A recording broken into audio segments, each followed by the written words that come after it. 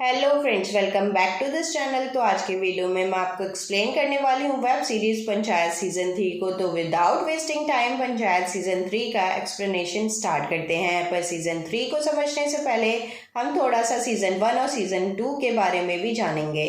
तो दोस्तों, ये कहानी है अभिषेक नाम के एक लड़के के बारे में जो कैट की तैयारी कर रहा था, मगर उसको गवर्नमेंट जॉब लग गई थी और वो एक्सपीरियंस लेने के लिए ज्वाइन भी कर लेता है और वो ग्राम पंचायत का सचिव बन जाता है फुलेरा गांव में। स्टार्टिंग में इसको ये जॉब अच्छी नहीं लगती क्योंकि इसकी इनकम ज़्यादा नहीं थी, इसीलिए वो जॉब के साथ साथ एग्जाम की भी तैयारी कर रहा था। और इसी गाँव में प्रधान की बेटी से वो एक दिन मिला और फिर होना ही क्या था, अभिषेक का इस गाँव में मन लगना शुरू हो गया। गांव की प्रधान वैसे तो मंजू देवी थी, पर वो ज्यादा पढ़ी लिखी नहीं थी और इसी वजह से प्रधान का सभी काम इनके हस्बैंड देखा करते थे। एक बार डीएम को भी इस बात का पता चला तो मंजू देवी ने जैसे तैसे इस बात को संभाल लिया।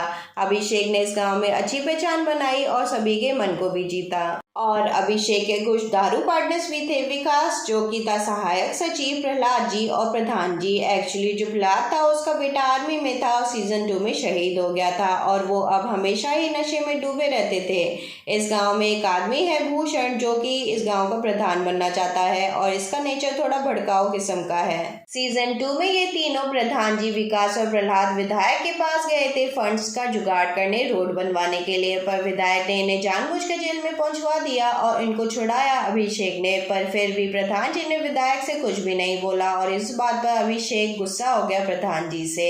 अब गांव में इन्होंने एक फंक्शन रखा जिसमें प्रधान जी ने विधायक को भी इनवाइट कर लिया और गांव आने के बाद विधायक अभिषेक के बारे में ही उल्टा बोलने लगा, पर इस बार प्रधान जी ने विधायक को ही उल्टा सुना दिया। अब कुछ टाइम बाद प्रहलाद के बेटे के शहीद होने पर विधायक भी इस बात का फायदा लेने के लिए गांव आया, पर अब मंजू देवी ने और भी लेडीज के साथ मिलकर उसको गांव ही नहीं आने दिया और इसी बात का गुस्सा निकालते हुए विधायक ने अभिषेक का ट्रांसफर ही करवा दिया। और अब दोस्तों, यहाँ से सीजन 3 के एपिसोड 1 की शुरुआत होती है और हमें अभिषेक और उसका दोस्त आदित्य दिखाया जाता है और सीजन 2 के एंडिंग में अभिषेक को फुलेरा से ट्रांसफर करवा दिया गया था। और अभी आदित्य अभिषेक को समझा रहा होता है कि देख, 3 महीने हैं तेरे पास और तुझे नए गांव जाकर भी एडजस्ट करना होगा।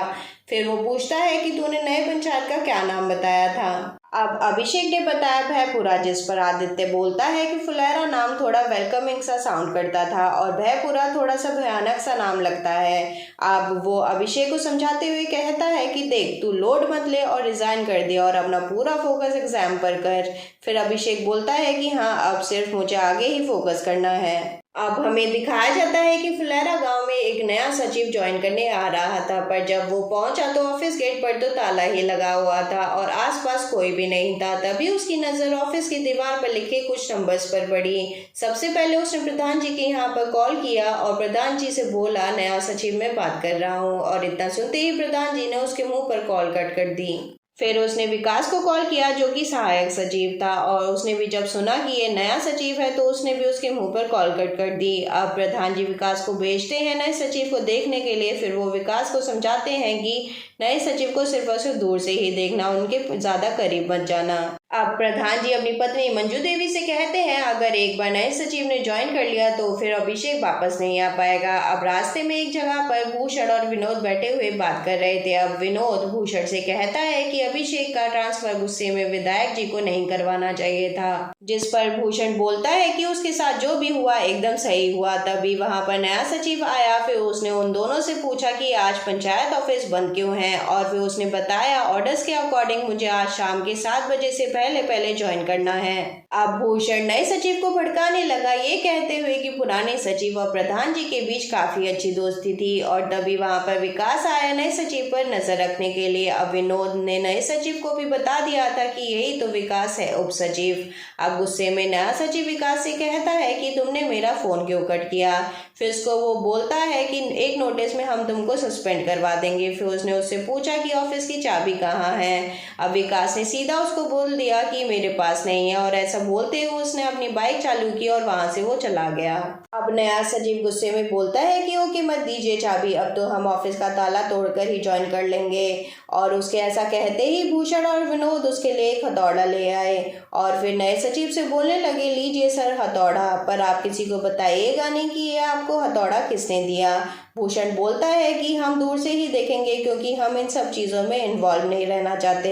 अब दूसरी तरफ प्रधान जी के पास विकास आता है और ये सारी बातें उसको बताता है। तब प्रधान जी बोलते हैं कि तुम नए सचिव के पास प्रहलाद को ले जाओ। तब विकास उसको बताता है कि प्रहलाद की हालत बिल्कुल भी ठीक नहीं है। जब से उन्होंने अपने बेटे को खोआ है तभी से वो गम में ही डूबे रहते हैं। तभी मंजू देवी विकास को टिफिन पैक करके देती है प्रहलाद के लिए, और जब विकास प्रहलाद के पास पहुंचा तो हम देख पाते हैं कि वाकई में प्रहलाद की हालत ठीक नहीं है और अब विकास और प्रधान जी ही उसकी देखभाल किया करते थे क्योंकि उसके घर में अब कोई भी नहीं बचा। और अब विकास प्रहलाद को बता देता है कि नया सचिव आया है ज्वाइनिंग के लिए और वो ऑफिस का भी ताला तोड़ने की कोशिश कर रहा है।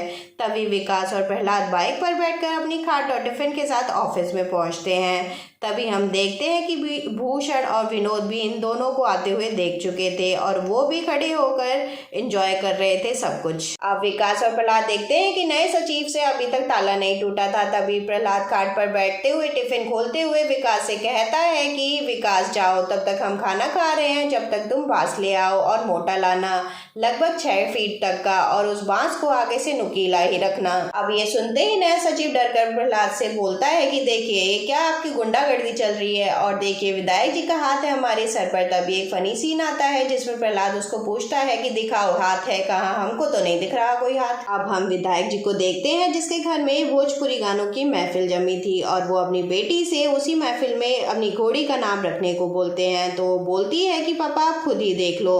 तभी गानों में एक लाइन आती है, राजा जी हिंद का सितारा हो, और वो यही नाम अपनी घोड़ी का रख देते हैं। तब उनकी बेटी बोलती है कि पापा जी ये नाम थोड़ा ज्यादा लंबा है, इसीलिए आप केवल सितारा ही रख लो। तब वो भी इस बात के लिए मान जाता है। अब विधायक जी का एक आदमी उसको बता देता है कि नए सचिव की उसके पास कॉल आई थी। अब जब उसकी बातें सचिव से होती है तो उसको काफी गुस्सा आता है और वो तुरंत ही फुलेरा के लिए आने लगता है और फिर बोलता है कि वो सबको देख लेगा। तभी उसको याद आता है कि उसको तो आज कोर्ट में जाना है और वो काम ज़्यादा ज़रूरी था। तब वो डीएम को कॉल करके सब कुछ सही करवाने को बोल देता है। अभी प्रधान जी के पास डीएम की कॉल आती है तो प्रधान जी पूछते हैं कि आप कौन बोल रही हैं। तो वो बताती है कि हम डीएम बलिया, और वो पूछती है कि प्रधान मंजू देवी के नाम के आगे आपका नंबर क्यों लिखा है। तो वो बताता है कि आप मंजू देवी से ही खुद ही पूछ लीजिए। अब मंजू देवी ने इस बात को तो संभाल लिया। फिर डीएम पूछती है कि ये क्या गुंडागर्दी चल रही है पंचायत ऑफिस में, और गुस्से में बोलती है कि आप तुरंत ही उप प्रधान को लेकर पहुंचिए मेरे ऑफिस में। अब मंजू देवी सबसे पहले पंचायत ऑफिस गई। तब उसे नया सचिव बताता है कि प्रहलाद और विकास उसको पीटने की धमकी दे रहे हैं। तब तक विकास भी वहां पर बांस लेकर पहुंच चुका था। अब नया सचिव कहता है कि आप लोग जानते नहीं हैं हम कौन है, हमारे ऊपर विधायक जी का हाथ है। तभी मंजू नए सचिव से कहती है कि आप ज्यादा मत फुदकिए, अभी हम डीएम से बात करने डीएम ऑफिस जा रहे हैं और जो भी मुद्दा होगा अब हम देखेंगे। अब हमें अभिषेक दिखाया जाता है जो कि अपने घर में डेजिग्नेशन टाइप करने ही वाला था। तभी उसको रिंग की वॉइस मैसेज सेंड करती है कि आपके ट्रांसफर को रुकवाने के लिए फुलेरा में लड़ाई हो रही है। अब डीएम के पास मंजू देवी और प्रहलाद पहुंचकर अपनी बात रखते हुए कहते हैं कि उनको उनका पुराना सचिव चाहिए क्योंकि बिना गलती के विधायक ने पुराने सचिव का ट्रांसफर करवाया। अब डीएम बोलती है कि हम तुमको 15 दिनों पहले ही बता चुके हैं कि इस मामले में हम कुछ भी नहीं कर सकते, हमें विधायक से नहीं उलझना क्योंकि वो बहुत ही बेकार आदमी है। फिर वो प्रहलाद को समझाते हुए कहती है कि प्रहलाद जी आप तो शहीद के पिता हैं, आपको ये सब शोभा नहीं देता। तो वो भी कह देता है कि पुराने सचिव की जगह अगर किसी और ने ज्वाइन करने की कोशिश की तो वो उसके हाथ पैर तोड़ देगा, चाहे फिर उसके बाद उसको जेल ही होना जाना पड़े। फिर डीएम उनको बताती है कि 1 घंटे पहले विधायक का उसको कॉल आया था। उसने बोला है कि कोर्ट से आने से पहले नए सचिव की ज्वाइनिंग हो जानी चाहिए वरना वो सीएम को उसकी कंप्लेन कर देगा। तब प्रहलाद भी बोल देता है हमको कोई भी फर्क नहीं पड़ता, चाहे वो सीएम को कंप्लेन करे या फिर पीएम को। और अब मंजू देवी सब मामला समझने के बाद प्रहलाद को समझाती है कि पुराने सचिव तो वैसे भी 4-5 महीनों बाद जाने ही वाले थे। फिर प्रहलाद उसको बोलता है कि भाभी बेशक वो 4-5 महीने बाद चले जाएं लेकिन समय से पहले कोई भी नहीं जाएगा। अब डीएम मंजू देवी को अकेले में समझाती है कि सिर्फ एक सचिव के ट्रांसफर को रुकवाने के लिए फुलेरा से लखनऊ तक घमासान मचा देना समझदारी की बात नहीं है और अभी हम इन सब चीजों में नहीं पड़ना चाहते क्योंकि हमारे पास और भी कई सारे जरूरी काम है करने के लिए। अब मंजू देवी सभी से कहती है कि अभी चलकर नए सचिव की ज्वाइनिंग करवाते हैं। तो प्रहलाद उससे पूछता है कि क्यों भाभी, तो बताती बताती है प्रहलाद ये बात इधर ही पर खत्म, मतलब खत्म। अभी सब रात को पंचायत ऑफिस पहुंचते हैं तो वो नए सचिव से मिलते हैं। तो मंजू देवी उसको बताती है कि ठीक है, हम आपकी ज्वाइनिंग करवाते हैं। तो इन सभी को अपने तेवर दिखाते हुए कहता है कि अब तक तो आप समझ ही गए होंगे हम कोई छोटा मोटा आदमी नहीं है और विधायक जी का हाथ है हमारे सर पर। ये सब तो आपको डीएम साहिबा ने भी बता दिया होगा। अब इसकी बातें सुनकर प्रहलाद को गुस्सा आ जाता है और फिर वो बांस के डंडे को उठाकर उससे कहता है कि कॉल करके तुम विधायक जी से बोल दो कि तुम्हारे सर से वो हाथ हटा लें, क्योंकि हम तुम्हारा अब सर फोड़ने वाले हैं। और उसी वक्त प्रधान जी को कॉल आती है डीएम की और वो उसको बताती है कि आज विधायक की कोर्ट में हेयरिंग थी और उस केस के चलते वो दोषी पाए गए हैं और उनको 2 साल की जेल भी हो गई है। और वो ये भी बताती है कि अब हम पुराने सचिव का ट्रांसफर भी रुकवा देंगे। तभी ये सभी लोग मिलकर नए सचिव को वहां से भगा देते हैं। अब ये सब कुछ दूर खड़े भूषण और विनोद भी देख चुके थे और वो आइडिया लगाने लगते हैं कि शायद पुराने सचिव का ट्रांसफर रुक गया है। अब रिंकी अगले दिन अभिषेक को वॉइस मैसेज सेंड करके बता देती है कि सचिव दी ट्रांसफर आपका रोक दिया गया है और अभिषेक भी काफी खुश था ये सुनकर। अब तुरंत ही वो रिंकी को कॉल करता है और उससे पूछता है कि कैसे रुक गया मेरा ट्रांसफर। अब वो बताती है कि विधायक ने अपने पड़ोसी के कुत्ते को मार दिया था और शायद उसको मारकर खा भी लिया और इसी वजह से उस पर मर्डर के चार्जेस भी लगे हुए हैं और उसको 2 साल की जेल भी हो गई है और इसीलिए नए सचिव को ज्वाइन भी करने नहीं दिया गया और तुम्हारा ट्रांसफर भी रोक दिया गया। फिर क्या था, अभिषेक दूसरे ही दिन फुलेरा गांव पहुंच जाता है और यहीं पर हो जाता है एपिसोड 1 कंप्लीट। अब एपिसोड 2 की शुरुआत होती है और हमें जगमोहन की फैमिली दिखाई जाती है। जगमोहन का घर काफी छोटा था, उसके घर में सिर्फ एक ही कमरा था और उसके घर के सामने वाली रोड भी काफी खराब थी। ये फैमिली आपस में बात कर ही रही होती है कि तभी जगमोहन को एक अजीब सी आवाज सुनाई देती है बाहर से। वो बाहर जाता है तो देखता है मंजू देवी और प्रधान जी बाइक से गिर गए थे क्योंकि रोड काफी खराब थी। तब जगमोहन उनकी हेल्प करता है और प्रधान जी को रोड बनवाने के लिए भी कहता है क्योंकि ऐसे हादसे उस रोड पर अब आम बात थी। अब जगमोहन की दादी उसको बोलती है कि बहुत अच्छा हुआ कि वो गिर गए, जब तक इन लोगों के खुद हाथ पैर नहीं टूटेंगे तब तक ये रोड नहीं बनेगा। अब एक दिन अभिषेक के पास से भूषण जा रहा था तो अभिषेक उसको बोलता है अपना हथौड़ा लेकर जाइए जो कि पंचायत ऑफिस में पड़ा है। अब वो साफ मना कर देता है कि वो हथौड़ा तो उसका है ही नहीं। अब अभिषेक उसको कहता है आपको झूठ बोलने की जरूरत नहीं है, मुझे पता है कि वो आपका ही है, चाहिए और उसे ले जाइए। अब अभिषेक उसको समझाता है देखिए भूषण जी, आपकी और मेरी कोई पर्सनल दुश्मनी तो है नहीं, आप भी शांति से रहिए और मुझे भी रहने दीजिए, कुछ महीनों की बात है। अब भूषण उसको एटीट्यूड दिखाते हुए वहां से चला जाता है। अब अभिषेक का एग्जाम आने ही वाला था तो तैयारी में लग जाता है। तभी रिंकी उसके पास आती है और कहती है मैं चाय पीने के लिए टंकी पर जा रही हूँ, मेरे पास एक्स्ट्रा चाय भी है, अगर आपको पीना है तो आप भी चलिए। पर अभिषेक उसे मना करते हुए कहता है अगर किसी ने देख लिया तो पता नहीं वो क्या बातें बनाए, इसीलिए शाम को 7 बजे पी सकते हैं।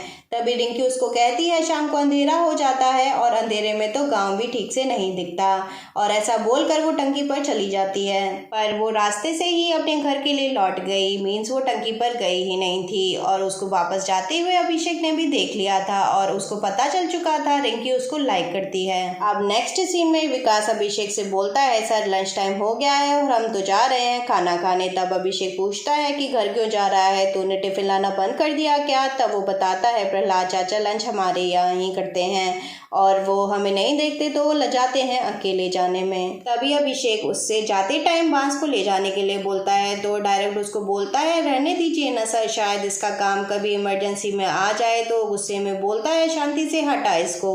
अब वो बांस लेकर तो जाता है पर उसको जाते टाइम पंचायत ऑफिस की छत पर ही फेंक देता है। अब आगे जगमोहन की माँ पंचायत ऑफिस आकर रोते हुए अभिषेक को बुलाती है तो वो उसको पूछता है आखिर बात क्या है। अब जगमोहन की माँ उसको बताती है उसके पोते और उसकी बीवी ने मिलकर उसको घर से निकाल दिया है, अब वो झोपड़ी में ही रहती है। अब वो पूछता है कि बताइए मैं आपकी कैसे मदद कर सकता हूँ। तो डायरेक्ट उसको बताती है कि प्रधानमंत्री गरीब आवास योजना के तहत एक घर दिलवा दो तो मेरी बाकी की जिंदगी आराम से कट जाएगी।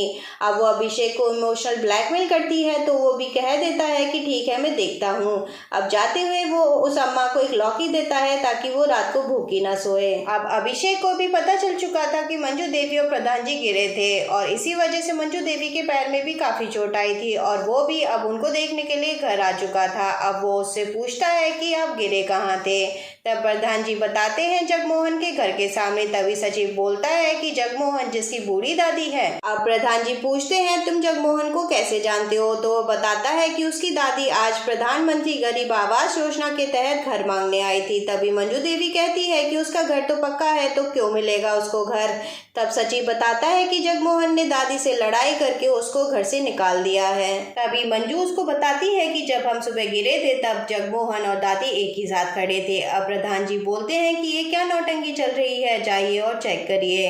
अब नेक्स्ट सीन में विकास अभिषेक से पूछता है कि क्या आपने प्रहलाद चाचा को देखा, क्योंकि वो पता नहीं कहाँ चले गए, वो खाना खाने भी नहीं आए और उनका फोन भी स्विच ऑफ है। अब अभिषेक उससे कहता है शायद निकल गए होंगे कहीं। तब विकास उसको बताता है ऐसे ही वो पिछले हफ्ते पूरा एक दिन गायब थे। तब अभिषेक बोलता है कि शाम को देखते हैं। फिर वो पूछता है तुमको जगमोहन का घर पता है क्या। अब वो दोनों जगमोहन के घर के लिए चले गए। अब घर पहुंचने पर वो देखते हैं कि सच में बूढ़ी दादी झोपड़ी में ही रह रही थी। अब झोपड़ी को अंदर से देखने पर अभिषेक को उन पर डाउट होने लगा।